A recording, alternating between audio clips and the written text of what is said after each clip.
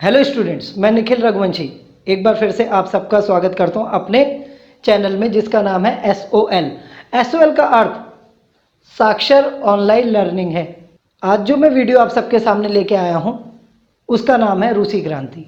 और काफ़ी दिनों बाद वीडियो बना रहा हूं क्योंकि कुछ दिनों से मैं फिट नहीं था जिसके कारण मैं वीडियो नहीं बना पाया। तो आज मैं फाइनल ईयर के लिए बेस्ट 15 सीरीज़ का एक और क्वेश्चन लेके आया हूँ जो कि आपका ये क्वेश्चन कई बार एग्जाम में आया है और काफ़ी इम्पोर्टेंट है, जिसकी वजह से मैंने इसे बेस्ट 15 सीरीज़ में शामिल किया है। तो आइए ज़्यादा देर ना करते हुए हम अपनी वीडियो में आते हैं। लेकिन उससे पहले जितने भी हमारे इस चैनल में नए व्यूवर्स जुड़े हैं उन सबको मैं ये कहना चाहूँगा कि इससे पहले भी मैंने कुछ बेसिक क्वेश्चन डाले हैं जो कि इनका आधार है, और प्लीज़ उनको ज़रूर देखें, उसके बाद ये आपको आसानी से समझ आएगा। और साथ ही हमारे चैनल को आप सब्सक्राइब भी कर दें और बेल आइकन को भी दबा दें, जिससे पुरानी वीडियोस और आने वाली नई वीडियोस भी आपके पास टाइम टू टाइम पहुंच सके, और अपने फ्रेंड्स के साथ भी शेयर करें। तो टाइम वेस्ट ना करते हुए हम अपनी वीडियो पर आते हैं। आज की जो वीडियो है रूसी क्रांति। रूसी क्रांति का अर्थ क्या है? अर्थ है रूस में होने वाली क्रांति। अब क्रांति किसके द्वारा? वहाँ के समाज द्वारा। अब हम बात करेंगे, जैसे कि हमने पहले वाले वीडियोस में देखा है कि प्रथम विश्व युद्ध के बाद पूरे यूरोप में सभी देशों में अराजकता या कहीं ना कहीं कुछ ऐसी स्थितियां उत्पन्न हुई जिसके कारण वहाँ का समाज संतुष्ट नहीं था अपनी ही सरकार से, या हर एक देश में कोई ना कोई अलग कारण दिखाई दे रहा था, और वहाँ पर जो समाज था उस समाज को संतुष्टि प्राप्त नहीं हो रही थी, जिसकी वजह से वो अपने इस सरकार के खिलाफ कई प्रकार के आंदोलन या क्रांतियां कर रहे थे। उसी तरह हमारे रूस में भी एक क्रांति हुई 1917 में। तो आइए उस क्रांति को हम समझते हैं। बेसिकली अगर हम बात करें यहाँ पर रूसी क्रांति की, तो यहाँ पर ये क्वेश्चन बहुत बार आते हैं। मैं 3 क्वेश्चन बताऊंगा, तीनों का आंसर आपको एक ही देना है। जो 3 क्वेश्चन है तीनों का आंसर एक ही है, उसको समझते हैं हम। सबसे पहले पहला क्वेश्चन आता है, रूसी क्रांति के कारण व परिणाम बताइए या लिखिए। और इसी रूसी क्रांति के अंदर बोल्शेविक क्रांति भी आती है, यानी बोल्शेविक क्रांति के कारण व परिणाम। तो बोल्शेविक क्रांति को भी हम समझेंगे, बोल्शेविक का अर्थ क्या है या उस क्रांति को किस तरीके से किसके द्वारा शुरू किया गया। और इसी तरीके से हम बात करेंगे यहाँ पर कि इसे मार्क्सवादी क्रांति भी कहा जाता है। तो अब यहाँ पर 3 क्वेश्चन है। पहला क्वेश्चन आता है रूसी क्रांति के कारण व परिणाम, साथ ही हम कह सकते हैं इसको मार्क्सवादी क्रांति के कारण व परिणाम, और उसी के अंतर्गत आता है बोल्शेविक क्रांति के कारण व परिणाम। तो इसको अब हम समझते हैं। जैसे कि मैं आप सबको बताता हूं कि हमारा आंसर 3 पार्ट में डिवाइड होता है। सबसे पहले आधार, फिर उसके कारण, परिणाम यानी विषय पूरा कंप्लीटली आता है, और उसके बाद निष्कर्ष। तो सबसे पहले हम आधार को समझते हैं कि कैसे हमें इसका बेस लिखना है, भूमिका लिखनी है। तो यहाँ पर मैंने लिखा हुआ है कि प्रथम विश्व युद्ध के बाद यूरोप में प्रजातंत्र को बढ़ावा मिला और यूरोपियन देशों में कई क्रांतियां हुई। अर्थात इसका अर्थ ये निकलता है कि पहले विश्व युद्ध के बाद यूरोप के जितने भी देश थे वहां पर जो तानाशाह चल रहा था, अब उसकी समाप्ति हुई और यूरोप के सभी देशों में प्रजातंत्र की शुरुआत होनी शुरू हुई, और यूरोपियन देशों में कई क्रांतियां हुई। और इस प्रजातंत्र को पाने के लिए यूरोपियन देशों में यूरोप के अलग अलग देशों के उन समाज या वहां की प्रजा ने कई क्रांतियां की, और उन क्रांतियों से अपने को स्वतंत्र किया या अपने अधिकारों को प्राप्त करने की कोशिश की। और वैसा ही रूसी क्रांति में भी हम देखेंगे आगे। अभी चलते हैं, देखते हैं। इनमें से रूस में हुई 1917 की क्रांति प्रसिद्ध है। यानी अगर हम बात करें कि यूरोप में जितनी भी क्रांतियां हुई थी उन सभी क्रांतियों में रूस में होने वाली कब 1917 की क्रांति प्रसिद्ध है। और इस क्रांति के कारण रूस में निरंकुशवाद समाप्त हो गया। अर्थात वहां पर प्रथम विश्व युद्ध के दौरान या प्रथम विश्व युद्ध के समय पर जार निकोलस द्वितीय का शासन था, जो यहाँ पर तानाशाह थे। तो उनका शासन समाप्त होता है। यानी कि यहाँ पर इस क्रांति यानी रूसी क्रांति, बोल्शेविक क्रांति, इस क्रांति के कारण रूस में निरंकुशवाद समाप्त हो गया और साम्यवादी सरकार की स्थापना हुई। यानी यहाँ पर एक ऐसी सरकार अस्तित्व में आई जो लोगों के हित में, लोगों के अनुसार चल रही थी। इस क्रांति के संस्थापक लेनिन थे और उनके नेतृत्व में एक नवीन क्रांति आरंभ हुई। हम यहाँ पर बात करते कि ये जो रूसी क्रांति थी या ये जो बोल्शेविक क्रांति थी, उस क्रांति के संस्थापक कौन थे? लेनिन थे। उनके बारे में भी हम समझेंगे। और उन्होंने यहाँ पर नेतृत्व किया और अपने साथ कई अलग अलग वर्ग और अलग अलग समाजों को शामिल किया और उनके द्वारा यहाँ पर आंदोलन किया। अब इस रूसी क्रांति को जानने से पहले हम यहाँ पर दो ऐसे व्यक्तियों की भूमिका को समझेंगे जो यहाँ पर रूसी क्रांति में सबसे महत्वपूर्ण थे। उसमें पहले आते हैं हमारे जार निकोलस द्वितीय, जार निकोलस सेकंड और लेनिन। इन दो भूमिकाओं को हम समझने की कोशिश करते हैं एक एक करके। तो आइए अब हम उन दो ऐसे व्यक्तियों या भूमिकाओं के बारे में बात करते हैं जिन्होंने रूसी क्रांति में महत्वपूर्ण भूमिका निभाई। तो वो दो थे, जैसे कि मैंने बताया आपको, जार निकोलस सेकंड और दूसरे थे हमारे लेनिन। तो अब हम बात करते हैं एक एक करके। यहाँ पर जार निकोलस सेकंड जो थे वो जार शासन था वहाँ पर रूस में, बहुत लंबे समय से चला आ रहा एक राजवंश था जिसे हम जार कहते हैं। तो जार सेकंड रूस का अंतिम सम्राट था। उनका जन्म सेंट पीटर्सबर्ग में हुआ था। जार निकोलस ने केवल सैनिक शिक्षा ही पाई। अब हम बात करते हैं, एक तानाशाह शासक था और इसके द्वारा इसने शक्ति के आधार पर वहाँ पर शासन और राज तो कर लिया, लेकिन ये उतना सक्षम नहीं था प्रशासन चलाने में, क्योंकि इसने जो शिक्षा प्राप्त की थी केवल वो सैनिक या फिर जो भी आपकी सैन्य व्यवस्था से संबंधित होती है वही शिक्षाएं प्राप्त की थी। सैनिक शिक्षा भी प्राप्त पाई, राज्य प्रशासन की नहीं पाई। यानी कि राज्य और प्रशासन की किस तरीके से वहाँ पर नियंत्रण किया जाए, कैसे वहाँ पर प्रशासन चला जाए, लोगों के हितों को देखते हुए कैसे काम किया जाए, इन सारी चीज़ों के बारे में उसको ज्ञान नहीं था। आगे हम बात करते हैं, जार निरंकुशवादी शासक था और उससे वहाँ की जनता बहुत परेशान थी। जार निकोलस एक निरंकुशवादी यानी तानाशाह शासक था जो कि अपने ही रूल अपने अनुसार चलाता था, उसमें किसी की भी दखल अंदाजी पसंद नहीं करता था और उसकी सेना भी जनता के साथ जा मिली। अगर हम बात करें यहाँ पर कि जनता ने जब यहाँ पर रूसी क्रांति के समय पर विद्रोह किया या क्रांति करी, तो उस समय पर जार निकोलस ने अपनी सेना भेजी और सेना के द्वारा वो इन सभी क्रांतियों को दबा देना चाहता था। परंतु जब सेना आम समाज से मिली और उसने उनके नजरिए को समझा, तो जो जार की सेना थी, जार निकोलस की सेना थी, वो भी जनता के साथ, समाज के साथ जा मिली, जिसके कारण अब जो जार निकोलस का इस क्रांति को दबाने का जो तरीका था वो असफल हो गया।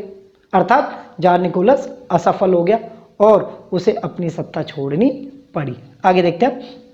और वह विद्रोह को कुचलने में असफल हो गया, नाकाम हो गया और उसे स्वयं अपनी सत्ता छोड़नी पड़ी। इस तरीके से जार निकोलस का ये जो नियंत्रण था ये समाप्त हो गया। लेकिन इस नियंत्रण में केवल जनता ही मुख्य कारण नहीं थी। जार निकोलस के समय पर जब उसका नियंत्रण था तो उस समय पर कुछ ऐसे लोग भी नेतृत्व करने के लिए उभर के आए जिन्होंने जनता, समाज और वहाँ के किसानों का नेतृत्व किया, जिसकी वजह से जार निकोलस विफल हुआ और उसे अपनी सत्ता त्यागनी पड़ी। अब हम बात करेंगे उसमें सेकंड जो हमारा आते हैं वो आते हैं लेनिन। तो लेनिन जो थे उनका नाम व्लादिमीर इलीच उलियानेव था। काफ़ी टफ नेम है, रूसी भाषा का शब्द है और उन्हें बाद में लेनिन के नाम से प्रसिद्धि मिली। लेनिन साम्यवादी क्रांतिकारी तथा राजनीतिक सिद्धांतकार थे। लेनिन को रूस में बोल्शेविक दल के नेता के रूप में प्रसिद्ध हुए। अगर हम देखें तो यहाँ पर बोल्शेविक का अर्थ अभी मैं बताऊंगा और बोल्शेविक दल था, उसके नेता बाद में हमारे लेनिन बनते हैं और वो धीरे धीरे सब लोगों को इसमें शामिल कर लेते हैं। अगर हम देखें तो वोल्शेविक क्रांति भी इसी दल की क्रांति मानी जाती है, जिसके कारण इसे वोल्शेविक क्रांति भी कहा जाता है। आगे हम देखते हैं, वे 1917 अर्थात लेनिन 1917 से 1924 तक रूस के हेड ऑफ गवर्नमेंट रहे, यानी उन्होंने रूस में नियंत्रण किया। काफ़ी लोगों के कहने पर वहाँ पर क्या 1917 से 1924 तक वो हेड ऑफ गवर्नमेंट रहे और उन्होंने वहाँ पर नियंत्रण किया। अब हम बात करेंगे, जार निकोलस ने अपने साम्राज्य के समय लेनिन को रूस से बाहर निकाल दिया था। बाद में लेनिन जर्मन सरकार की मदद से रूस में वापस लौटे, क्योंकि वहाँ की स्थिति बहुत खराब या फिर दयनीय हो चुकी थी। अगर हम देखें तो ये उस समय की बात है जब यहाँ पर लेनिन थे, परंतु उस समय पर शासन जार निकोलस का था।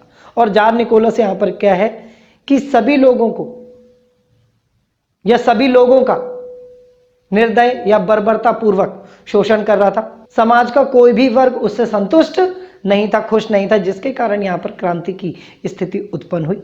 और उस समय पर लेनिन आते हैं इस पूरे समाज का नेतृत्व करने के लिए, और वो आके यहाँ पर अपना दल बनाते हैं और एक क्रांति करते हैं जिसे रूसी क्रांति कहते हैं। और उसी क्रांति के दौरान यहाँ पर उनके द्वारा एक दल बनाया जाता है जिसे हम बात करते हैं वोल्शेविक दल कहते हैं। बाद में ये दल दो भागों में बढ़ गया, वोल्शेविक और मेनशेविक, लेकिन मेनशेविक दल अपने आप समाप्त हो गया था, तो केवल उस समय पर एक ही दल बचा था जिसे हम कहते हैं वोल्शेविक दल।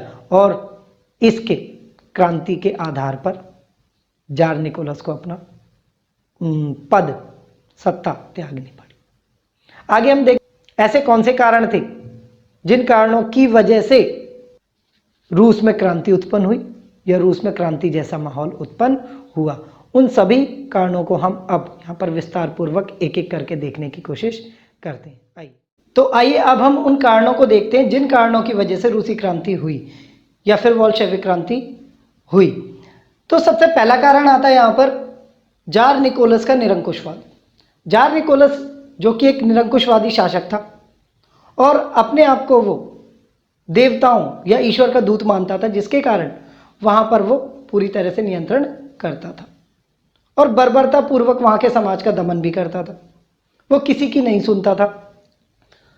ऐसे तो वहाँ पर बहुत सारी क्रांतियाँ भी हुई और उन क्रांतियों को, छोटी छोटी क्रांतियों के कारण वहाँ पर एक संसद भी बनी, लेकिन उस संसद को नाम मात्र बना के रखा गया और उस पर जो भी नियंत्रण होता था वो केवल जार निकोलस का ही होता था, जिसके कारण वहाँ पर लोग इससे परेशान हो गए और उन्होंने एक विद्रोह किया यानी क्रांति की।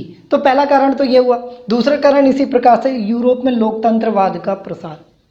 यूरोप प्रथम विश्व युद्ध के बाद जितने भी देश थे वहाँ पर लोकतंत्र स्थापित हुआ। अलग अलग देशों में सभी जगह पर किसी न किसी समाज ने नेतृत्व किया या किसी भी व्यक्ति, किसी सिंगल व्यक्ति ने या फिर पूरे समाज ने नेतृत्व किया और वहाँ पर लोकतंत्र लेके आए। और उन्हीं सब देशों के लोकतंत्र को देख के रूस में भी लोकतंत्र का प्रचार प्रसार हुआ। लोगों ने ज़्यादा से ज़्यादा अपने आप को लोकतंत्र की तरफ ले जाने की कोशिश की या अपने देश में लोकतंत्र को लाने की कोशिश की, जिसकी वजह से जार की सत्ता खत्म हुई और यहाँ पर एक नई लोकतंत्रवादी नीति अपनाई गई। दूसरा कारण ये था। तो इस वजह से भी हम बात करते हैं कि लोकतंत्र को प्राप्त करने के लिए जब ये सारे लोग रूस के लोग एकजुट हो गए तो वो भी एक महत्वपूर्ण कारण था जिसकी वजह से सत्ता समाप्त हुई। तीसरा कारण इसी तरीके से हम देखेंगे। इसी प्रकार से अगला जो कारण है वो है गैर रूसी जातियों का असंतोष। गैर रूसी जातियों का अर्थ है रूस और जार निकोलस। जार निकोलस का नियंत्रण था और उसने रूस के जितने भी क्षेत्रों पर या रूस के बाहर के जितने भी क्षेत्रों पर अपना नियंत्रण किया। वहाँ पर कई ऐसी जातियाँ थीं जो गैर रूसी थी, जो रूस की नहीं थी। जैसे कि हम अर्मेनियाई की बात करें, हम यहूदियों की बात करें, तो बहुत सारी ऐसी जातियाँ थीं जिनके ऊपर इसने अपना नियंत्रण थोप दिया, अपना दबदबा थोप दिया और उनको किसी भी प्रकार के कोई भी अधिकार नहीं दिए और अधिकार नहीं दिए और उनको बाधित किया गया रूस की संस्कृति को अपनाने का या रूस के तरीके से चलने का, जिसके कारण ऐसे ये धीरे धीरे जातियां भी असंतोषित होती गईं और बाद में इन सब ने मिलके इस जार निकोलस के खिलाफ जो क्रांति हुई, रूसी क्रांति, उसमें हिस्सेदारी निभाई। और उसकी हिस्सेदारी को निभाने का कारण क्या था? वो असंतोष जो जार निकोलस की वजह से यहाँ पर उन गैर रूसी जातियों के अंदर उत्पन्न हुआ था। इसी प्रकार से अगला जो टॉपिक आता है किसानों की दयनीय दशा। हम यहाँ पर बात करते हैं किसानों की दयनीय दशा की, तो रूस में जो जार निकोलस था, जार निकोलस ने किसी भी प्रकार से यहाँ पर किसानों को महत्व नहीं दिया, और किसानों को महत्व ना देने के साथ साथ उसने यहाँ पर सबसे अधिक महत्व अमीरों को, अभिजात वर्गों को दिया और व्यापार को दिया, जिसकी वजह से यहाँ पर उन किसानों के पास किसी भी प्रकार की कोई भी सुविधा नहीं आई। और जब उनके पास सुविधाएं नहीं आई तो उनकी कृषि में सीधा असर देखा गया, और जब सीधा असर देखा गया तो धीरे धीरे इन किसानों के अंदर भी असंतोष बढ़ता गया, फैलता गया, और बाद में इनके द्वारा भी जार निकोलस के खिलाफ या फिर यहाँ पर रूसी क्रांति की। रूसी क्रांति का अर्थ वहाँ की सत्ता के खिलाफ था, कोई बाहर का विद्रोह नहीं था, जिसके कारण जितने भी कारण आएंगे उस राज्यतंत्र या साम्राज्य के खिलाफ ही आएंगे। अगला पॉइंट जो आता है हमारा, वो आता है क्रांतिकारी नेताओं का उदय। यहाँ पर अगला कारण आता है क्रांतिकारी नेताओं का उदय। तो रूसी क्रांति जब हुई थी तो उस समय पर यहाँ पर बहुत सारे रूस के ऐसे लीडर या नेता उभर कर आए जिन्होंने यहाँ पर रूसी क्रांति में महत्वपूर्ण भूमिका निभाई, जिसमें हम बात करेंगे लेनिन की, ट्रोट्स्की की तथा स्टालिन की। और भी कई सारे क्षेत्रीय नेता थे जिन्होंने यहाँ पर क्या है महत्वपूर्ण भूमिका निभाई और रूसी क्रांति को और ज़्यादा हवा दी। और उन्होंने यहाँ पर उस समय की स्थिति को महत्व दिया। उस समय पर जैसे जनता परेशान थी अपने सम्राट के खिलाफ, तो इन नेताओं ने उन सबको एक होने के लिए, और इन सभी नेताओं ने और ज़्यादा यहाँ के लोगों को भड़काया जिससे कि वो जार के खिलाफ हो जाए और इस क्रांति को और अधिक मजबूती प्रदान हो सके, यानी कि मजबूती प्राप्त हो सके। आगे हमारा अगला पॉइंट आता है यहाँ पर प्रथम विश्व युद्ध में रूस की हार। ये सबसे महत्वपूर्ण कारण था, ये तात्कालिक कारण भी माना जाता है, क्योंकि उस समय पर जब हम बात करेंगे प्रथम विश्व युद्ध के समय पर, प्रथम विश्व युद्ध के समय पर जार का ही शासन था और उस समय पर रूस की सेना भी शामिल हुई प्रथम विश्व युद्ध में। जार निकोलस ने भारी मात्रा में सैनिक भेजे और सैनिकों के साथ साथ आम लोगों को भी भेज दिया जो कि किसी भी प्रकार से सेना के लायक नहीं थे या फिर वो उतने योग्य नहीं थे, जिसमें आरंभिक समय पर ही रूस की भारी हार हुई, रूस को हटना पड़ा और साथ ही साथ इसमें रूस के सैनिक भी मारे गए और साथ ही साथ इसमें रूस की भारी मात्रा में सैनिक भी मारे गए और आम लोग भी मारे गए, जिसके कारण उन आम लोग और सैनिकों के परिजनों ने, उनके संबंधियों ने रूस में विद्रोह कर दिया या एक क्रांति कर दी, जिससे भारी मात्रा में लोग अपने ही सम्राट के विरोध में खड़े हो गए। इसी प्रकार अगला जो हमारा कारण आता है वो आता है अकाल व खाद्यान्न की कमी। 1916 से 17 के दौरान 1916 से 1917 के दौरान रूस में भारी मात्रा में अकाल की स्थिति उत्पन्न हुई और अकाल की स्थिति उत्पन्न हुई, परंतु वहाँ के शासक द्वारा किसी भी प्रकार से किसानों को महत्व नहीं दिया गया, उनको कोई भी सुविधाएं नहीं दी गई। वहाँ पर खाद्यान्न में कमी आती चली गई, वस्तुओं की कमी होती चली गई, जिसके कारण वस्तुएं महंगी होती चली गई और जब वस्तुएं महंगी हो गई तो बहुत बड़े समाज के दायरे से वो सारी वस्तुएं खत्म हो, यानी बहुत बड़ा समाज उन वस्तुओं को प्राप्त करने लायक नहीं बचा और धीरे धीरे यहाँ पर उन्हीं किसानों या निर्धन वर्ग के द्वारा इस क्रांति को किया गया और यहाँ पर उसने केवल अमीरों को देखा और जिसके कारण अभिजात और इसकी सत्ता समाप्त कर दी गई। तो ये सारे मुख्य कारण थे जिनकी वजह से यहाँ पर रूसी क्रांति हुई और इस क्रांति के कारण ही जार निकोलस का साम्राज्यवाद समाप्त हो गए। जैसे कि अभी हमने रूसी क्रांति के कारणों को समझा कि कौन से ऐसे कारण थे जिसकी वजह से रूसी क्रांति हुई। अब रूसी क्रांति होने के पश्चात उस रूसी क्रांति से रूस में कौन से नए परिणाम निकले या कौन से ऐसे परिणाम हुए उनको हम समझते हैं। आइए तो कुछ महत्वपूर्ण परिणाम हम देखते हैं। देखो सबसे पहला आता है जार साम्राज्य का अंत। तो रूसी क्रांति में जब पूरा समाज एक हो गया था और तानाशाह शासक अलग हो गया था, तो उसकी वजह से और साथ ही साथ रूस के जार निकोलस द्वितीय की जो सेना थी, शक्ति थी, वो भी उससे अलग हो गई थी। तो उससे सबसे बड़ा परिणाम निकला कि जारशाही साम्राज्य का अंत हो गया, उसका पतन हो गया। पहला ये कारण था। दूसरा कारण हम देखेंगे समाजवाद का आरंभ व प्रसार। अब हम बात करते हैं रूसी क्रांति रूस में हुई जरूर, लेकिन पूरे यूरोप में एक नया साम्राज्यवाद उभर के आया। अब हम इसका दूसरा परिणाम देखते हैं। दूसरा परिणाम आता है समाजवाद का आरंभ व प्रसार। तो रूसी क्रांति ऐसी एक क्रांति उभर के आई जिसने यूरोप तथा यूरोप के अलावा भी कई देशों में एक नई समाजवादी प्रणाली को आरंभ किया। यानी यहाँ पर समाज अपने हित में कई सारी चीज़ें देखने लग गया, अर्थात इन्होंने एक नए विचारधारा का अनुसरण किया जिसे कहते हैं मार्क्सवादी विचारधारा। और उस मार्क्सवादी विचारधारा की अगर हम बात करें तो वो मार्क्सवादी विचारधारा रूस तथा अन्य देशों में भी एक अध्ययन के रूप में देखा जाने लगा, जिसमें समाज के हित में सारी चीज़ें समझी जाने लगी या पढ़ी जाने लगी, जिससे वहाँ का समाज और ज़्यादा विकसित हुआ और ज़्यादा मजबूत या सशक्त बना। अगला परिणाम हम बात करते हैं कि महाशक्तियों के रूप में रूस।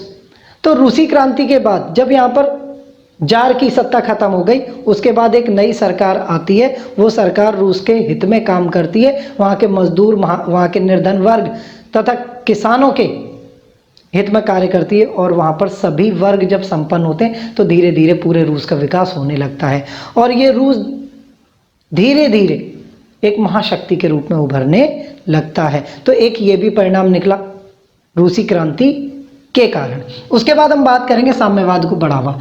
तो साम्यवाद को बढ़ावा, यहाँ पर सबको एक समानता, जैसे कोई भी जाति या कोई भी बाहर की जाति, सबको एक समानता मिलने लगी, उनको भी महत्व मिलने लगा, उनको भी अधिकार मिलने लगे। और किसानों को, मजदूरों को भी उन अमीरों के समान रखा जाने लगा, जिससे कि उनके बीच में कोई भी असमानता नहीं रही। तो इससे सभी पूरा समाज में एक समानता, एक साम्यता आरंभ हो गई। उसके बाद हम बात करते हैं यहाँ पर प्रेरणा स्रोत यूरोपियन देशों के लिए। हम बात करेंगे यहाँ पर प्रेरणा स्रोत बनी रूसी क्रांति जो थी वो अन्य देशों के लिए प्रेरणा का स्रोत बनी, जिसकी वजह से रूस के अलावा भी अन्य देशों में इस प्रकार की कई सारी क्रांतियां आरंभ हो गई। वहाँ पर भी समानता की लहर उभर गई, यानी उत्पन्न हो गई, जिससे कि वहाँ के लोग भी रूस के समान अपने आप को एक समान करने की कोशिश करने लगे। आगे हम बात करते हैं यहाँ पर, ये थे इसके परिणाम। अब आता है हमारा निष्कर्ष। अब हमने देखा यहाँ पर कि रूसी क्रांति जो थी वो रूस में हुई, उसमें पूरा समाज शामिल हुआ और एक सत्ता के खिलाफ हुआ। अब जब ये क्रांति संपन्न हुई, पूरी हुई, और उसका एक नज़रिया अगर हम देखें तो हम उसके परिणामों को देखेंगे कि ये तीनों क्षेत्रों में आरंभ हुआ। राजनीतिक बदलाव आए। राजनीतिक बदलावों में हम देखेंगे कि वहाँ पर जार की सत्ता खत्म हुई और जारशाही शासन खत्म हुआ और वहाँ पर समाजवादी एक सरकार बनी, जिसने सभी दलों को एक समानता और सबके हित में काम करना शुरू किया, जिसका क्या परिणाम निकला? यूरोप एक महाशक्ति बन गया। इसी प्रकार से हम बात करेंगे सामाजिक। यहाँ पर पहले जो अमीर वर्ग थे उनको महत्व मिलता था, लेकिन अब अमीरों के स्थान पर अब यहाँ पर क्या है, किसानों को, मजदूरों को भी एक समानता दी जाने लगी, उनको भी इम्पोर्टेंस मिलने लगी। यानी यहाँ पर एक सरकार ऐसी आई जो समाज के हित में काम करने लगी और समाज की ही वो सरकार बनी जो वहाँ की संसद थी, ड्यूमा। राजनीतिक सामाजिक की तरह एक और बदलाव आया यहाँ पर रूसी क्रांति के कारण, वो था आर्थिक। अब यहाँ पर जैसे पहले जार जो था वो सिर्फ महत्व व्यापार को दे रहा था, अमीरों को दे रहा था और उसकी सरकार भी अमीरों और अभिजातों के अनुसार चल रही थी। लेकिन अब यहाँ पर क्या है, आर्थिक जो बदलाव आए, परिवर्तन आए, उसमें यहाँ पर किसानों को भी, मजदूरों को भी महत्व मिलने लगा, जिससे कि अब सभी वर्ग अपनी संपन्नता को प्राप्त कर सकते थे, सभी अमीर हो सकते थे, सभी अपने अनुसार संपन्न बन सकते थे, जिसके कारण यहाँ पर, और ये आर्थिक बदलाव या परिवर्तन आया कैसे? रूसी क्रांति के द्वारा। तो हम बात करेंगे यहाँ पर, अंत में निष्कर्ष को हम एक साथ लिखेंगे कि रूसी क्रांति जो 1917 के दौरान हुई, उसमें कुछ ऐसे महत्वपूर्ण बदलाव आए जिन बदलावों को हम देख सकते हैं, या उस समय के ये महत्वपूर्ण बदलाव थे राजनीतिक बदलाव, आर्थिक बदलाव और सामाजिक बदलाव, और ये सारे रूसी क्रांति के पश्चात ही आ पाए। तो फिर मिलते हैं अगले वीडियो में, और जब तक बाय बाय, जय हिंद।